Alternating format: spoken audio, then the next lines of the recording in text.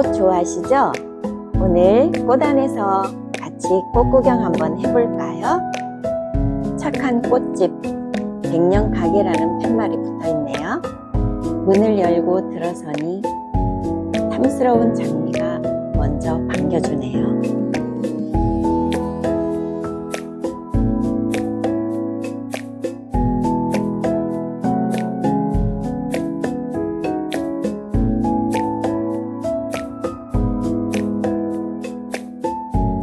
꽃바구니에 대해 설명하자 사장님 손이 바쁘게 움직이더니 순간 예쁜 꽃바구니가 나왔어요.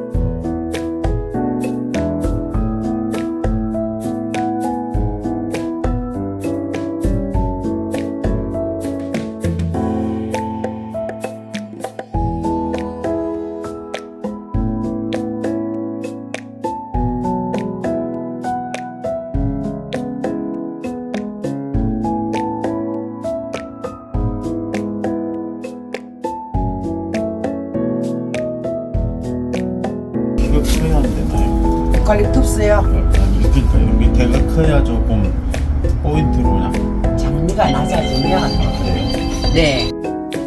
사장님 안녕하세요. 안녕하세요.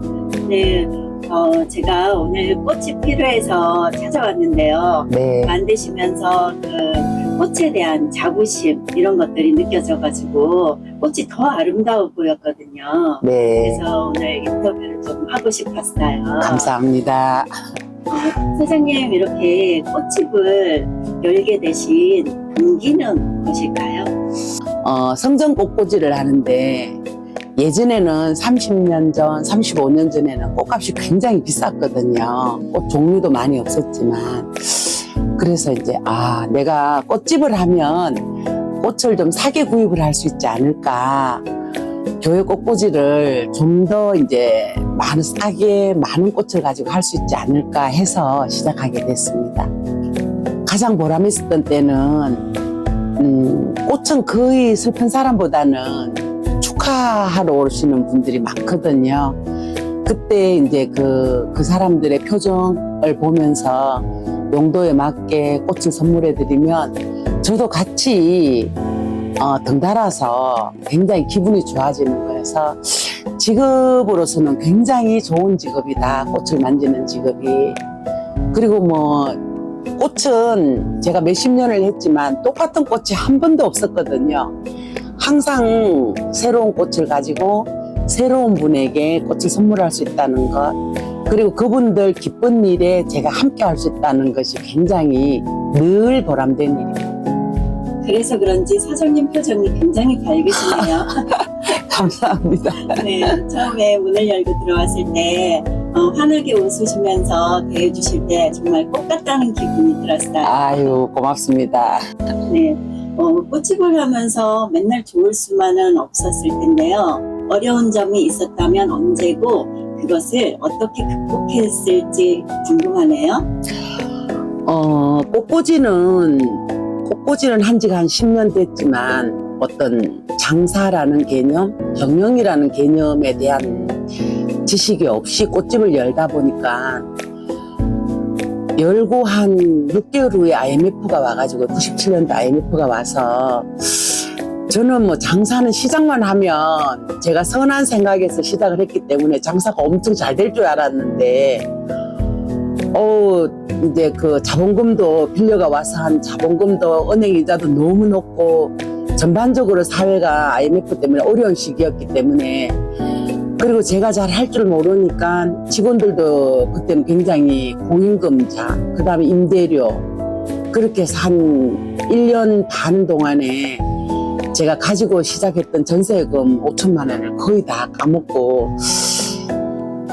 이제 작은 가게로 외곽지로 옮겨서 꽃집을 오픈을 하면서 제가 정말 이 꽃집을 계속 해야 될까 말아야 될까 생각을 했었는데 그때가 가장 어려웠는데 극복하게 된 동기는 저는 어렵지만 계속 꽃에 대한 공부를 했어요. 제가 뭘 모르는지 처음에 알고 시작해야 되는 걸 뭘 모르는지를 계속 공부를 한 10년간 이렇게 하다 보니까 그리고 또 이제 손님들에게 아침 9시부터 밤 한 10시까지 연중 쉬는 날 없이 계속 문을 열어놓고 손님들에게 정직이랄까 어떤 그런 제 스스로의 어떤 상도덕을 지킨다라는 그런 각오로 계속 이제 일을 했더니 한 5년 지나고 나니까 어느 정도 자리를 잡고 또 이제 세월이 한 15년, 20년 이렇게 흐르고 나니까 지금은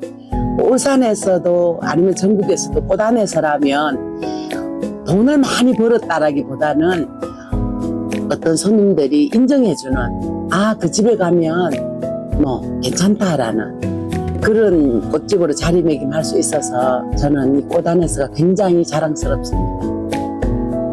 사장님 여기가 꽃안에서잖아요. 네. 꽃안에서라는 상호를 짓게 되셨어요? 그때는 27년 전에는 사실은 무슨 꽃집, 무슨 화원 이런 명칭으로 꽃집들이 많이 불려졌는데 저는 우리가 가장 행복하기가 어떤 건가 생각했을 때 꽃 안에 있을 때가 가장 행복한 것 같았어요. 저는 꽃을 만질 때 가장 행복하거든요. 그래서 많은 사람들이 꽃 안에서 행복하면 좋겠다. 그래서 저희들 상호가 꽃 안에서입니다. 와, 사장님의 철학이 담겨있네요. 네네네. 꽃집을 하고 싶은 사람들이 있을 거예요, 지금도. 네네. 어떤 말씀을 해주시고 싶으신가요? 처음에 제가 이제 꽃집을 꽃꽂이라는 그런 학문적인 것만 배우고 난 다음에 지식을 가지고 시작해서 경영의 원리라든지 이제 꽃집이 어떤 꽃꽂이로만 이루어지는 게 아니고 식물을 다루는 일이라든지 어떤 디자인을 하는 일이 화환을 꽂는다라든지 이런 일들이 꽃꽂이에서 배울 수 없는 일들이 많았어요. 그래서 지금 새로 이제 시작을 하는 사람들 같은 경우에는 요즘 이제 컴퓨터를 다룰 줄 안다라든지 전자상거래상의 온라인 이제 마켓에 관계된 그런 지식이라든지 인스타그램에서 어떻게 우리를 홍보하고 할 것인지 이런 지식이라든지 그리고 이제 이 식물들을 관리하고 식물들을 어떻게 이 식물은 어떤 흙에 심어야 되는지 그런 어떤 식물의 생리에 대한 것들이라든지 고객 마케팅에 관계된 거라든지 고객 응대하는 방법이라든지 이런 꽃 디자인하는 것 외에도 경영적인 전반적인 것을 좀 배워서 시작을 하면 저처럼 이런 어려움은 겪지 않지 않을까 이렇게 생각을 합니다. 네. 그 긴 시간에서 묻어나는 그 노하우들이 정말 귀에 쏙쏙 들어오네요. 네. 사실 울산에서는 저희 백년 가게 1호점입니다. 1호점인데 저는 이제 백년 가게를 왜 신청하게 되었냐면 요즘 소상공인들이 3년에서 5년 사이에 폐업률이 거의 뭐 50% 가까이 육박하고 있기 때문에 지금 새로 이제 꽃집을 오픈하시는 분들에게 우리가 한 가지 업종에 종사를 했을 때 이렇게 길게 했을 때 정부에서 어떤 세제 혜택이라든지 어떤 경영적인 경영 개선에 관계된 환경에 관계된 이런 혜택이라든지 이런 것들도 있고 또 일본 같은 경우에는 100년이 넘는 가게들이 가업을 이어서 하는 가게들이 정말 많은데 우리는 이 좋은 직업을 정말 대를 이어서 이렇게 꽃집들도 그런 대를 잇는 가게가 많았으면 좋겠다. 그리고 장인 정신으로 단순한 장사 개념이 아니고 장인 정신으로 우리 후배들이 접근을 하면 좋겠다 해서 제가 이제 이걸 신청을 해서 굉장히 선정 과정도 까다롭지만 제가 신청을 해서 선정이 됐을 때 또 이제 다른 꽃집을 하면 우리 후배들이 이제 나도 이렇게 횟수가 이제 이렇게 되는데 해야 되겠다라든지 질문을 계속 해오는 거예요. 백년 가게가 좋은 점이 뭐냐부터 해서 했을 때 그런 점에서 백년 가게가 굉장히 이게 자긍심을 가지고 있고 또 요즘은 장사를 하시는 분들이 예전에 비해서 상도덕이 없어요. 내가 하나라도 더 벌기 위해서 가격을 어떻게 한다라든지 사실 이런 어떤 상거래상에 지켜야 될 도덕과 어떤 그런 윤리, 사람과의 관계도 마찬가지지만 장사하는 사람끼리도 그런 게 무너진 것 같아요. 여자친구에게 꽃을 선물하고 싶다는 분이 오셨잖아요. 네네. 고객이 얼굴만 봐도 그렇게 디자인이 나오나요? 당연히 이제 고객분들이 먼저 오시면 이제 그분들이 쓰는 용도 그리고 그분 색깔을 정할 때는 그분들 옷 입은 걸 보죠. 옷 입은 걸 보면 이분이 동색 계열을 좋아하시겠다 아니면 보색 계열을 같은 계열을 좋아하시겠다 그리고 이제 젊은 분한테 주는 것 같으면 요즘 이제 파스텔 톤이라든지 유러피안 스타일로 하고 나이 드신 분들한테 선물을 하는 것 같으면 조금 밝은 색으로 화사한 색으로 하고 이런 것들은 나름대로 이제 다년간 꽃집을 하면서 얻은 경험에 의해서 그렇게 하죠. 와, 정말 멋있네요. 오늘 멋진 사장님 만나서 저도 굉장히 기분이 좋네요. 감사합니다. 네, 감사합니다. 네.